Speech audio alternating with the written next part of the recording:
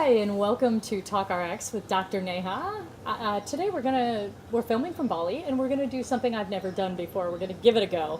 We're gonna have three of us on at the same time and see how that conversation turns out. So welcome, Selma, and welcome, Jess. Thank you. As a group of us talking, what topic seems relevant for you right now? Like, what's up that you would want to talk about and kind of get all of our opinions on and explore? Well, something that's come up for me lately is the whole thing with friends and people talking behind each other's back instead of going to the person and actually having that conversation. Okay. So it's the difference between talking about people or talking to them. Exactly. So one of the things I'm remembering from Brene Brown is when she says, it's much easier for us to discharge our blame and disappointment on other people than it is to own it ourselves, right?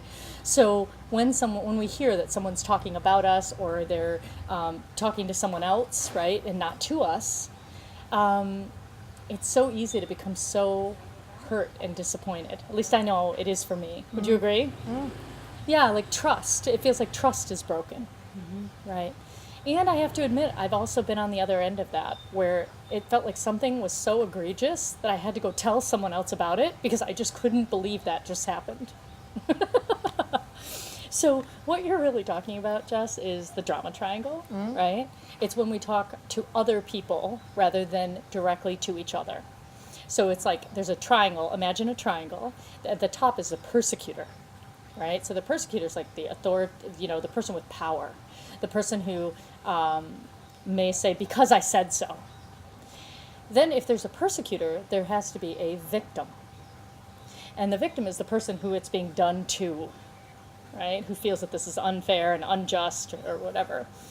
Something along that line. And then what that victim does is then runs to a rescuer and tries to get an ally, tries to say, like, let me tell you what the persecutor did to me, and I have to tell you how awful this is.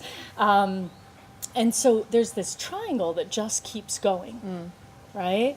So as you think about that, right, called the drama triangle, you can look it up. You can actually look it up on the internet. It's like a thing. It's a model, and it was done in the 50s or 60s to really diagram this out.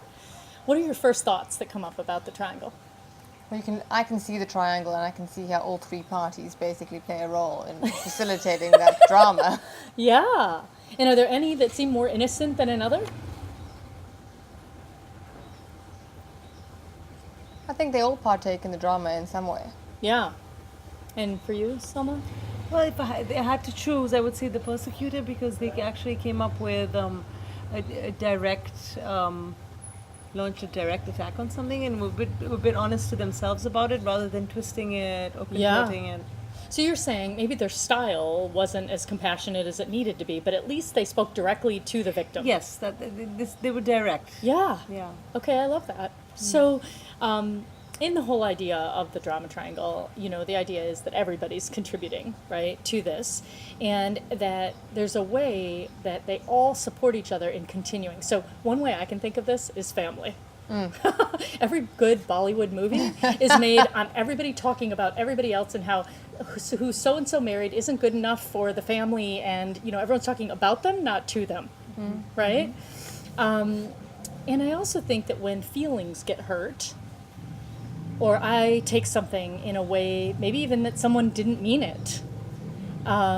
I love filming outside. It's like all these lovely noises. Welcome to Bali. And it gives the effect, right, of being real. So anyway, so this whole idea of, what causes people to talk about each other, not to each other, any one of those three people, they all support the triangle. It's like a house of cards. And any one of them can step out to stop it. So the rescuer can step out when somebody's saying, oh, you're never going to believe what Salma did. Let me just tell you. Sometimes I need to just vent to you and like say, this was crazy. Like, what do you think is happening? Sometimes I just need to vent. Now, it becomes the drama triangle when I'm talking to you about it, but I have no intention to go and speak to her about it. Okay. Then it becomes the drama triangle. But if I'm talking to you to get clarity so that I can then turn and talk to her, that's venting. Make sense? Yeah. So that's the difference. Let's give it an example. Yeah, Yeah, so what's so- an example? Well, I mean, where would you Or you can say something that someone that you would say or whatever to me. yes. Can you believe that they said that to me? You know what? They are so rude. Let me tell you about 3 times that they did it to me, okay? Because I just cannot, like, how did their parents raise them? Come on, right? And then the beauty is we start to do this and drama starts, right? And this whole, it becomes like impassioned, and then she can jump in with, you know, what's happening for her. So this whole idea, it's intoxicating for many people to get drama and excitement in their life by making other people bad or wrong. But it takes a lot more courage and steadiness to turn to somebody and actually be curious and say, hey, when you said that, you know, those clothes are too small on me in the middle of the dinner party, I was wondering, what was your intention in saying that at the dinner party? See how, like, I say the fact of what happened, and then I get curious. That's how you step out, right? Versus me talking to somebody else and saying how rude you were for saying that. Yeah. Right? Okay, so the second piece is, how does the victim who has, you know, had that been said, that's how you do it. You actually turn to the persecutor and you state the facts, not the stories you made up about it. I thought you were so rude and this and that, not that. Just this, when you said this, I'm curious, what did you mean by that? And now the persecutor can say, oh my gosh, I actually know we have such an honest relationship that we tell each other everything. I didn't really think about everybody else being there. I'm so sorry, right? So that might be one way it plays out. And the persecutor themselves, how they step out of this triangle is by actually being open to feedback and being compassionate in the way that they give their feedback or, you know, communication with other people, like learning that there's a more compassionate, connected way to do it. Yeah? Yes. Yes. So that's the drama triangle. And do you have anything specific that you want to? No, it's just a really interesting approach and something that I think I'll definitely use in my life. And just having those conversations, like actually having the courage to have those conversations with people instead of having the drama, because complaining is a competitive sport.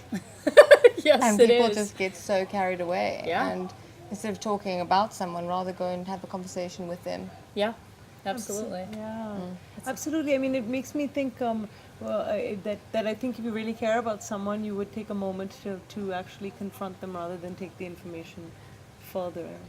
Yeah. Do you feel that way? Yeah, absolutely. And, you know, sometimes it goes well and sometimes it doesn't. And when it doesn't, us staying open ourselves to how we might have done that differently and just being pure in our intention, like, oh, wow, I didn't realize that that was so hurtful. I'm sorry. I didn't notice the tone in which I spoke. I didn't notice that those specific words mattered so much. I never thought of them that way. So the humility on the receiving end, also when someone comes to us to say that, I think is really, really important. You know, because if we get defensive, someone's going to say, oh, well, you get so defensive, that's why I didn't tell you. You always get defensive. You know, and family knows our buttons. So they know which things to say that are the patterns we've run since childhood. You know? So it's particularly interesting when I said, you know, I think through like Bollywood movies, right, and how the basis of many movies, not just Bollywood movies, but me growing up in an Indian household, it's common to hear people talking about each other, not to each other, and so in that space, I just noticed that sometimes in family we hold each other to the person we were when we were 3 or 6, and that thing we did back then. And I think it might be time to let it all go. So are we good? Yeah. All right. So for all of you, if you notice you get caught up in the drama triangle in your life, just taking a moment to notice what role you tend to play most often. I know for myself, I tended to play the victim the most often and rescuer. And so I actually am talented enough that I can play all 3 roles in one situation. So taking a moment for yourself to ask yourself, at work, and at home and in my primary relationships, what role do I play, and is it different depending on the situation that I find myself in? When you're with a bunch of girlfriends, is it different than it is when you're at work? So thank you so much for joining us, and I hope this was helpful. And make sure if you want to read about the drama triangle that you look it up. It's a thing. So this has been Dr. Neha with TalkRx, and thank you so much for joining us. If you have any comments, would love to hear from you down below. And if you have any questions that you would like us to answer, please send me a tweet at hashtag AskDrNeha, AskDoctorNeha. Take care.